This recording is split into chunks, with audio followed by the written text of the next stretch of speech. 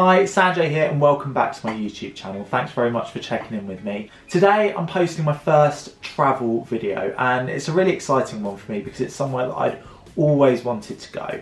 And you can see the flag right behind me, it's Costa Rica. Costa Rica is one of those places that you always see in travel magazines or on Instagram or on people's blogs, and it just looks absolutely breathtakingly beautiful, and it's somewhere that I've always wanted to visit just because it just looks a bit like paradise. But if I'm honest, I didn't really know a huge amount about Costa Rica before I went. It was a bit of a last minute trip, about 2 weeks before we were due to go. Our plans changed a bit, so we ended up going to Costa Rica, which isn't a bad thing to happen at all. We've just landed into Atlanta Airport and we're connecting on now to San Jose in Costa Rica. But it was so last minute that it was to the point where we were sat in the airport in Atlanta waiting for our connecting flight, and we hadn't even booked anywhere to stay for our first night. So we are about an hour and 20 minutes from our flight in Costa Rica. We haven't booked anywhere, we don't know where we're going, we don't know where we're staying, we don't even know what area of Costa Rica is the best one to go to. So we're just doing a little bit of research in the lounge now to work out where we're going to stay for the next couple of nights.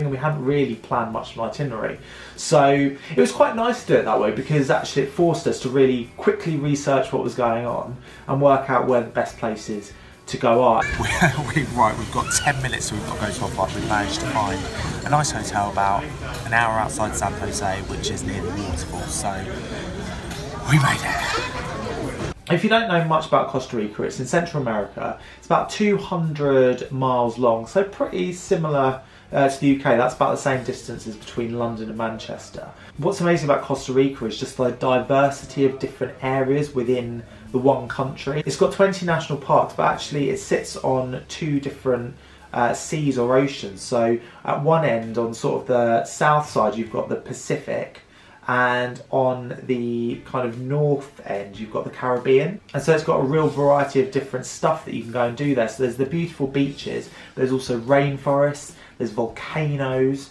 there's natural hot springs, a bit like you get in Iceland, and there's absolutely stunning waterfalls as well as part of the rainforest. There's a real diversity of different animals and species and things you can see, and it's also seen as quite an adventure place as well. You can do loads of different stuff like zip wiring and quad biking and off-roading and surfing and loads of different adventure sports, which we didn't do on this trip because we only had about 5 days there, so we wanted to squeeze in as much of the natural stuff as we could. So our first step was to work out how we could do this in the best way. So there's loads of different, like I said, there's 20 different national parks, so it's quite difficult to try and decide which one you want to go to or where you want to visit, because there's just such a huge amount of choice. You're almost spoiled for choice, and it's almost nice somewhat times when you go to a place and you know exactly what there is there and you can kind of choose accordingly, but you know, it's also great because there's a real diversity of things to do for everyone. So what we wanted to do is try and be most time efficient with what we could do. So we actually managed to find an area in the Alajuela, I'm not sure I can say that right, but the Alajuela region, and which is right near San Jose Airport, which is where you fly into. So the first 2 nights were in Alajuela, in an area called Barra Blanca, which is about 40 kilometers north of San Jose. And the reason we went there was because we looked it up and we found this really cute little lodge called Tequisha Lodge, which is right up in the mountains, and you've got beautiful views and scenery. It's a bit chilly up there because it is a bit higher up, but what it is near is a couple of real amazing attractions. So we went to one which was called the Paz Waterfall Gardens, and this is an area that's got these 5 gorgeous, stunning waterfalls flowing through it that you can kind of hike around. It spans about 70 acres and there's about 3.5 kilometers of hiking trails as well, so it's quite a nice active day out if you want it to be, but you don't have to do much walking if you don't. You kind of walk down the hills where the waterfalls are, and when you get to the bottom you can either hike back up, or there is a van or a bus that takes you back up to the top again, where you can get a really nice lunch. The lunch, it was a buffet lunch, I think it was about $10, and it was absolutely delicious. It had a real kind of combination of tropical food. It's interesting actually because it is in Central America, but also it's on the Caribbean, you've got a real influence from South America for the food. So you've got things like quesadillas and fajitas and tacos and all that stuff. Then you've also got Caribbean stuff like plantain and curried stuff. So it's really cool to be able to have a real mixture of different stuff when you eat that. Also, as part of the gardens, there's lots of different species of wildlife. There's about 100 different species there, and there's a beautiful butterfly garden where you've got all the butterflies like flapping around your head, and you get to get up close and personal with those. But then there's an aviary with lots of birds and parrots and toucans, as well as amphibians, frogs, snakes, and all these you can kind of see around kind of in semi-natural habitats.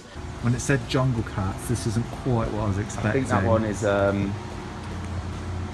can't remember where we are. Costa Rican, Costa Rican wildcat. Oh, it is, look at it. It's dangerous. All of the animals there, apparently, what they do is they have, for whatever reason, they've been taken as pets when they weren't supposed to be, and so actually couldn't go back into their natural habitats anymore. So this was a way to conserve the wildlife without releasing them back into the wild. The Paz Waterfalls were actually discovered in World War II when the US troops built a bridge over the river where they are so that they could access medical supplies from the trees. So that's how they came to be, basically. But it didn't quite work, but what it meant was it now opened the area up to people to be able to visit it and have it as a nice place to go. The one downside is that you can't get in the waterfalls there. It's not the kind of place where you can go swimming in them, but there are definitely opportunities to do that, and in the part 2 of my Costa Rica video I'll show you one of those waterfalls that you can actually go swimming in. Another big thing on food over there is they do gorgeous steaks. And there's, it's near Argentina, so the steaks that they have are really, really nice, and so I'd recommend if you go to Costa Rica, definitely have one of the steaks. We didn't hire a car to begin with because I googled driving in Costa Rica before I went, and it actually, like, some of the videos that I saw on YouTube were quite scary and showed a really scary side of driving around hilly, cracks, crevices, stuff you could fall off, and I was like, nah, not for me. I definitely do not want to drive there. But actually, when we arrived, we got a transfer to our hotel, which was about $60, which I thought was quite pricey. And actually, getting around Costa Rica can also be really expensive. The transfers from one end to the other, they're probably about $100 per person. That's one way. And so actually, if there's more than one of you, it's very worthwhile getting a car, because when we got there and saw the roads themselves, they weren't anywhere near as terrifying or scary as I'd seen in the video. So we could have saved ourselves some money, but the second day we ended up getting a car so we could then drive around, and what that meant as well was it gave us loads more flexibility to be able to do what we wanted to do and not to be constrained by bus routes, because the buses are really infrequent there, or taxis, which can be fairly pricey. And so being able to drive and have that flexibility was priceless to us. And so the second morning when we woke up, the second morning we woke up there, we then went on to see the Poas Volcano. So the Poas Volcano is actually, from where we were staying in that region, it was only about a 20-minute drive further up the windy hill, and there was some incredible views that you could see from there. And the Poas Volcano is one of the largest active volcanoes in the whole of Costa Rica. They've got a few, but to be able to go and visit an active volcano, which sounds a bit scary, it might erupt or something at any minute, but I'm assured that it doesn't, and it does have geysers that sort of spurt out of it every so often. We didn't get to see them, a bit like a whale where it squirts water out, so we didn't get to see that whilst we're there, but the view was absolutely breathtaking. I'd say get up there really early, because people, if you're first there, you get a really nice clear view of it. But as we were coming back down, there were loads and loads of people going up the hill to see it, and I think there's something special about seeing these natural beauties when there's no one else there, because it's just something nice about being a bit more connected to the nature there. That sounds really hippie, doesn't it? So that was kind of the rainforest volcano part of our holiday, and the next part we wanted to go somewhere a bit more beachy, but also get some rainforest that maybe we could find some waterfalls to swim in. And that was when we decided to head down south to Manuel Antonio, which is a good 3.5 hour drive all the way down to the coast, where there's an absolutely beautiful beach. Got loads more to tell you about Manuel Antonio, but I'm going to save that for the next video. But I hope you enjoyed this first glimpse into Costa Rica. I'd love to hear what you think of the video, so please do leave me a comment and subscribe if you fancy it. See you later. Is that green light or what? Or just skip to red light?